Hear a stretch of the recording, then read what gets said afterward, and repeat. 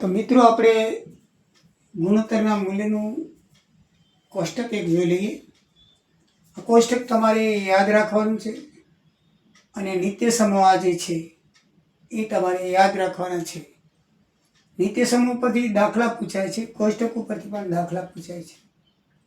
એટલે જેને અઘરું લાગે છે આ નિત્ય સમૂહ એ લોકો જે છે એમને આ છોડી દેવો તો છોડી શકો છો. હું તો કોઈ એકે ના છોડવાનું, પણ કોઠાવાળા દાખલા તો કરી લેવાના. કોઠાવાળા દાખલા કોઠો કેમ યાદ રહે તમને શીખવાડું. એકદમ એની ઇઝી સરળ છે, બરાબર છે. તમને જ્યારે પેપર મળે ત્યારે છેલ્લા પાના ઉપર આ કોઠો લખી નાખવાનો. પછી 5 મિનિટ બાદ તમને પેપર પેપર મળે. આન્સર શીટ તો પહેલી મળી જાય. આન્સર શીટ મળી જાય ને એટલે તમને આ કોઠો છેલ્લા પાના ઉપર લખી લેવાનો અને પછી તમને પ્રશ્નપત્ર મળશે. ત્યાં સુધીમાં આ કોઠો લખાઈ જાય. કેવી રીતે કોઠો લખાય એ તમે જોઈ લો. તો મિત્રો સૌથી પહેલું ખાનું છે, બીજું ખાનું, ત્રીજું ખાનું, ચોથું ખાનું, પાંચમું. તો તમારે મેઇન તો આ 3ની જરૂર પડશે. આ પહેલા અને છેલ્લાની તો જરૂર નહીં પડે. દાખલામાં 30, 45 ને 60 જ આવશે. બાકી આ તમને નહીં લખો તો ચાલશે. આ તમે કોઠો પૂરો કરવા માટે લખ્યું છે. બાકી તમે આ 3 ખાના બનાવો તો ચાલશે. આ બનાવો નહીં તો કાંઈ વાંધો નથી. કદાચ ખોટું લખાઈ જાય તો વાંધો નથી, કારણ કે આનો ઉપયોગ ક્યાંય આવતો નથી. એટલે 5 ખાના બનાવવાના. 0 થી પછી 30, 15 ઉમેરતા જાઓ. 30 ને 15, 45 ને 15, 60 ને છેલ્લે બનાવવાનું 90. બરાબર છે. તો 90નું ખાનું બનાવી અને પછી આ ACT લખી sin cos tan. પછીનો વ્યસ્ત આવે cosec, cosનો વ્યસ્ત sec અને tanનો વ્યસ્ત cot. આ 6 લાઈન લખી નાખો. પછી તમારે આ કોઠાની અંદર શું લખવાનું? પહેલી લાઈનમાં 0, 1, 2, 3, 4 લખી નાખવાના. શું લખવાનું? 0, 1, 2, 3, 4 એમ લખી નાખવાના. પછી બધાના છેદમાં 4 લખવાના. 0ના છેદમાં 4 લખો, 1ના છેદમાં 4 લખો, 2ના છેદમાં 4 લખો, 3ના છેદમાં 4 લખો, 4ના છેદમાં 4. સૌથી પહેલા તમે 0, 1, 2, 3, 4 લખી નાખો. પછી બધાના છેદમાં 4 લખી નાખો. પછી બધાનું વર્ગમૂળ કરો. શું કરો? બધાનું વર્ગમૂળ. અને વર્ગમૂળ જે આવે એ આમાં લખતા જાઓ. કેવી રીતે આવે તમે કહી દો. જો સૌથી પહેલા બધા ખાનામાં આ પહેલા ખાનાનો 0, પછી 1, 2, 3, 4. એટલે કેટલા ખાના છે? 1, 2, 3, 4, 5. એટલે પહેલા ખાનામાં 0 લખવાનું ઉપર રફની અંદર. આ કામ રફની અંદર કરવાનું છે. 0, 1, 2, 3, 4 લખી નાખ્યા પછી બધાના છેદમાં શું લખવાનું? 4, 4, 4, 4, 4. અને પછી બધાને વર્ગમૂળમાં લખી નાખો. શું લખી નાખવાનું? વર્ગમૂળમાં. ના લખવું હોય તો મનની અંદર વર્ગમૂળ કાઢી દેજો. પહેલાં ઉડાડવાના. ઉડતા હોય તો ઉડાડીને પછી વર્ગમૂળ કાઢવાનું. એ બાબત ખાસ ધ્યાન રાખજો. તો 0, 4નું વર્ગમૂળ, 0નું વર્ગમૂળ 0 અને 4નું વર્ગમૂળ 2, 0 ભાગ્યા 2 એટલે 0. બરાબર છે. પછી આમાં 1નું વર્ગમૂળ 1 અને 4નું વર્ગમૂળ 2 એટલે 1/2 આવી ગયા. આમાં છેદ ઉડાડો. 2 દુ 4 એટલે 1/2 થઈ જશે. છેદ ઉડાડીને પછી વર્ગમૂળ કાઢવાનું. એટલે આ શું થઈ જશે? 1/2 થઈ જશે. થઈ જશે ને 1/2. તો 1નું વર્ગમૂળ 1, 2નું વર્ગમૂળ ના નીકળે એટલે વર્ગમૂળ 2 લખી નાખો. આ ઉડતા નથી તો 3નું વર્ગમૂળ 3.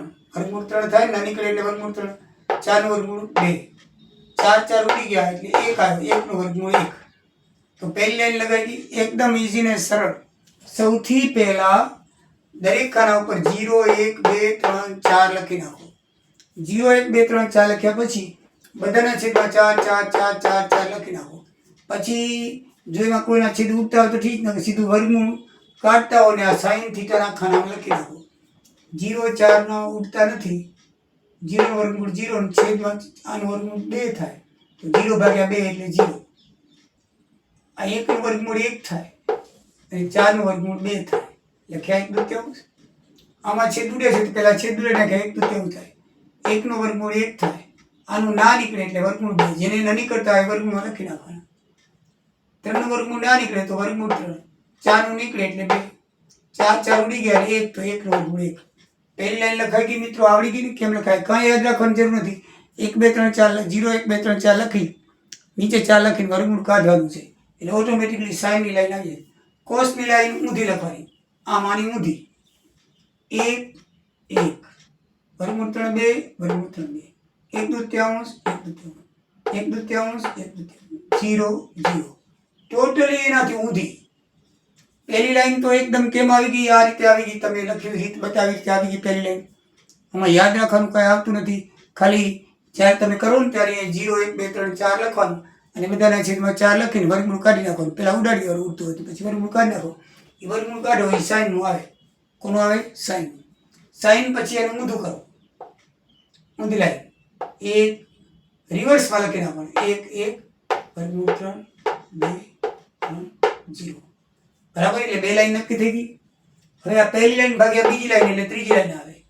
કારણ કે tan લખવાનું તો tan નું સૂત્ર છે, tan એટલે sin ભાગ્યા cos, sin ભાગ્યા cos. તો આ sin ની કિંમત cos છે. આ બંનેનો ભાગાકાર કરતા હો, આ બંનેનો ભાગાકાર કરવો એટલે આ આવશે. ભાગાકારમાં છેદ ઉઠી જાય, શું થઈ જાય? આમ કરો, 0 ભાગ્યા 1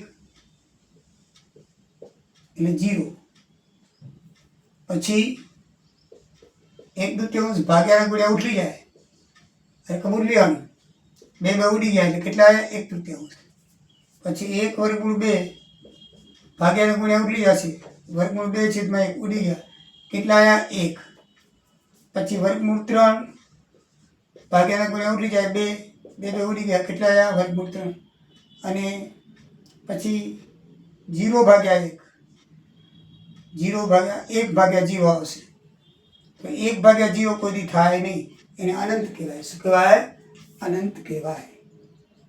બરાબર ને? રકમ જે ઉઠી જાય, શું થઈ જાય? ઉઠી જાય. તો અનંત એટલે અવ્યાખ્યાયિત પદ કહેવાય. શું કહેવાય? અવ્યાખ્યાયિત પદ કહેવાય.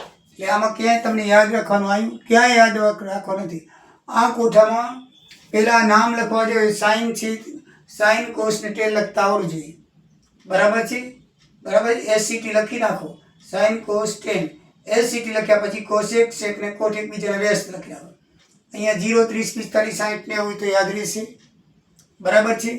પછી તમારે 0 1 2 3 ને 4 લખી નાખવાના, બધાના છેદમાં 4 લખીને વર્ગમૂળ કાઢતા જાઓ.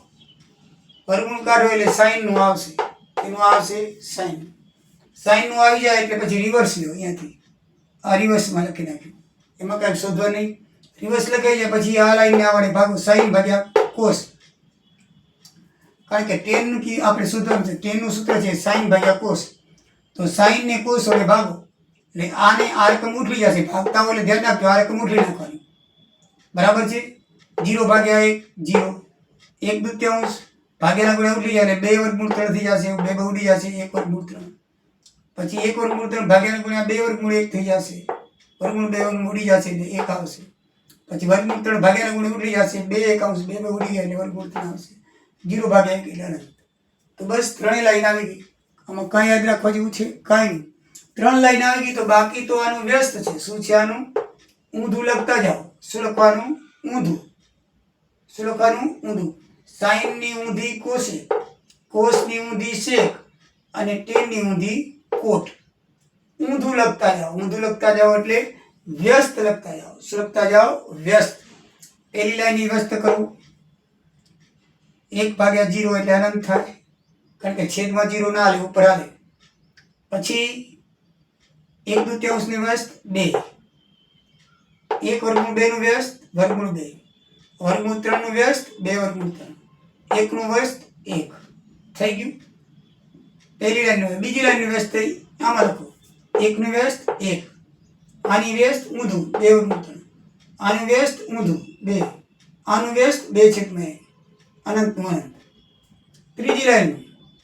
બરાબર છે? આના છેદમાં 1 હોય 1 છેદમાં 0 અનંત થાય, 3 છેદમાં 1 વર્ગમૂળ 3 3 થાય, 1 ના છેદમાં 1 1 જ થાય. ઊંધું કરો, 3 છેદમાં 1 એટલે 1 વર્ગમૂળ 3 અને અનંતનું 1 ભાગ્યા 1 એટલે અનંત 0 થશે. 1 ભાગ્યા એટલે 0 આવી ગયું. જુઓ મિત્રો, એકદમ ઇઝી ને સરળ થયું. કોઈ પણ જાતનું યાદ રાખવાનું. પહેલી લાઈન આનાથી આવી જાય, બીજી લાઈન વર્ષ આનાથી ઊંધી લખો, આ સાઈનની ઊંધી લખી નાખો, અહીંયાથી કરીને આમ ઊંધી એટલે આવી ગઈ. ત્રીજી લાઈન આ બેનો ભાગાકાર કરવાથી આવે.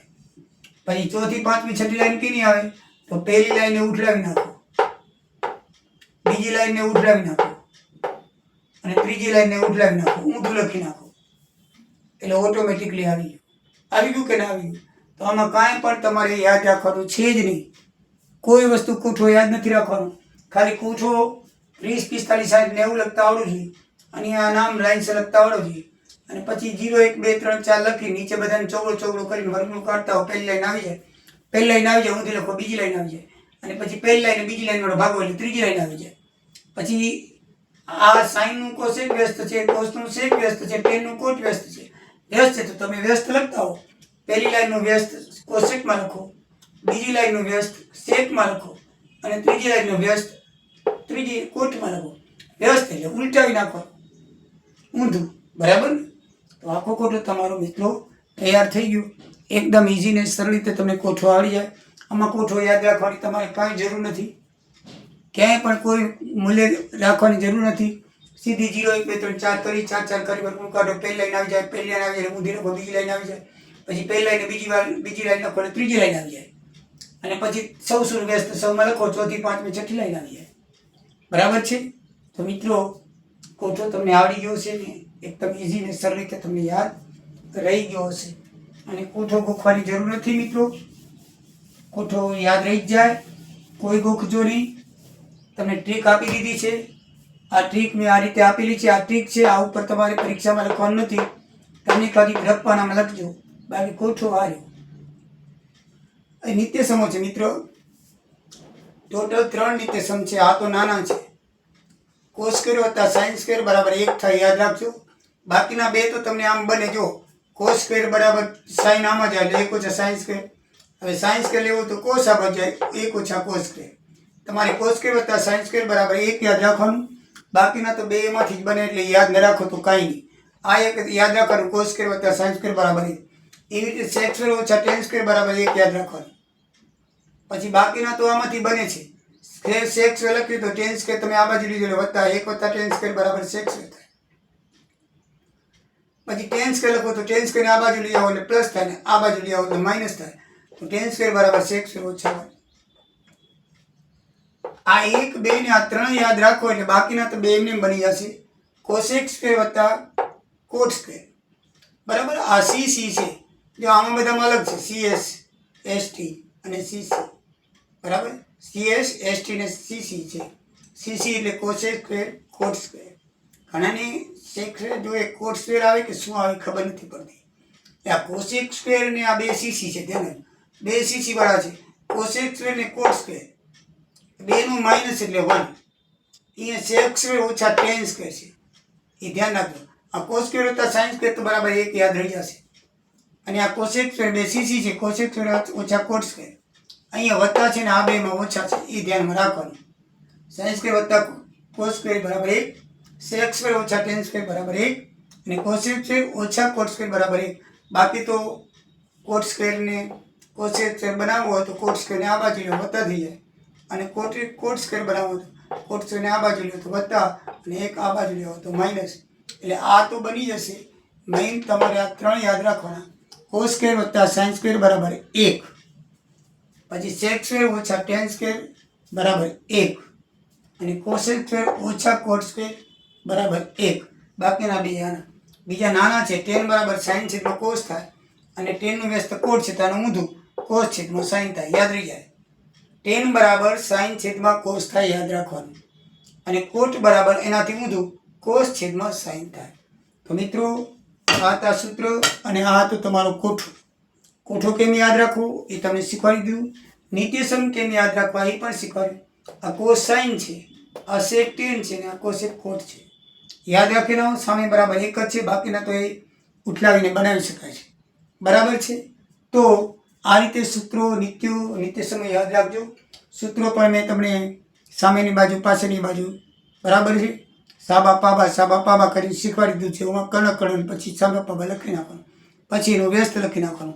એટલે ગુણોત્તર પણ તમને યાદ રહી જશે. નિત્યસમ ને કોઠો પણ યાદ રહી જશે.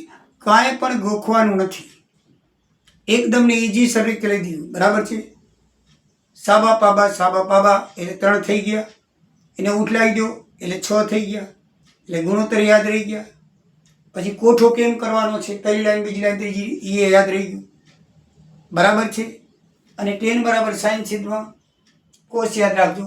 બાકી આ 3 તમારે યાદ રાખવાના. આખા પ્રકરણમાંથી 3 યાદ રાખવાના. પછી આ તો આડાવડા કરવાથી આનો ખાસ ઉપયોગ આવતો નથી, પણ કદાચ આવે તો આ 1 + tan² બરાબર sec² થાય, એ મોટા દાખલાઓમાં ઉપયોગ આવશે. આ સૂત્રો છે ને 8.3 ઉપયોગ લાગશે. 8.1 અને 2 આ જ લાગશે. અને ગુણોત્તર છે આ 8.3 તમને કામ લાગશે. એટલે મિત્રો જેને 8.3 નથી કરવું એ ન કરો. બાકી આ તો ઈઝી છે, આ તો કરો, તમને પૂરા માર્ક તો આવી જાય. આનું ના આવડે કાંઈ, ચલો બરાબર છે. આ તમને યાદ ન રહે, યાદ રહી જાય એવું છે, પણ માનો કે તમને આ 1, 2 3 યાદ નથી રહેતા. આ તો tan બરાબર sin છેદમાં cos ને આ તો એનું ઊંધું છે, કોટ બરાબર cos છેદમાં છે. અને કોઠો કેમ થાય, ગુણોત્તર કેમ થાય, પાબા સાબા લખાવી સામેની બાજુ પાછળની બાજુ. બરાબર છે. તો સામેની બાજુ પાછળની બાજુ છેદમાં કર્ણ, સામેની બાજુ પાછળની બાજુ, સામેની બાજુ પાછળની બાજુ, tan ઊંધું કરો તો બીજા ગુણોત્તર મળી જાય. એટલે આ રીતે આની અંદર યાદ રાખી લેવાનું છે. તો મિત્રો હવે તમે નિત્યસમ, ગુણોત્તર અને નાના સૂત્રો, કોઠો બધું યાદ રાખી લેજો. નેક્સ્ટ વિડીયોની અંદર દાખલા શરૂ કરાવીશ. જય સિયારામ, જય દ્વારિકાધીશ.